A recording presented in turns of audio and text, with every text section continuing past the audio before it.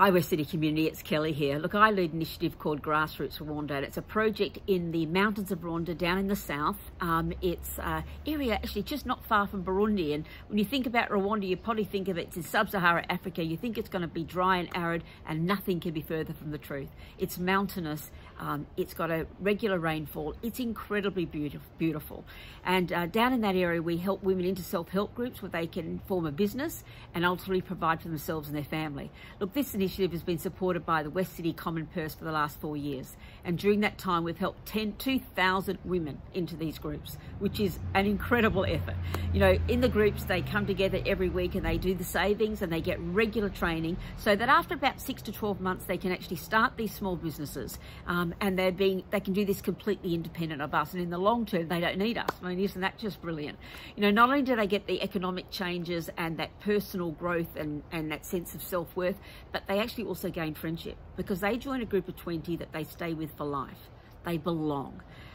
You know, we've ridden some great highs for these last 4 years as the groups just continue to grow and their savings continue to grow. And, you know, we've loved these highs. But the last 12 months, we've having to ride a real low because with COVID-19, the number one way that these women have a small business is by local trade.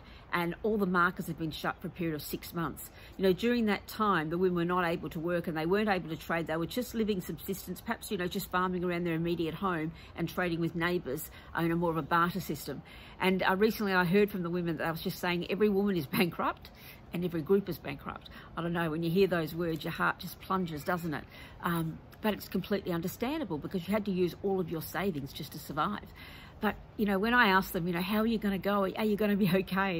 You know, the fantastic thing is they say we're going to be better than okay because they're not reliant on someone else giving them anything. In fact, they now just have to start that savings again. Then they'll restart their businesses, and then before you know it, they'll actually start the slow build. It doesn't happen overnight, but it's going to happen.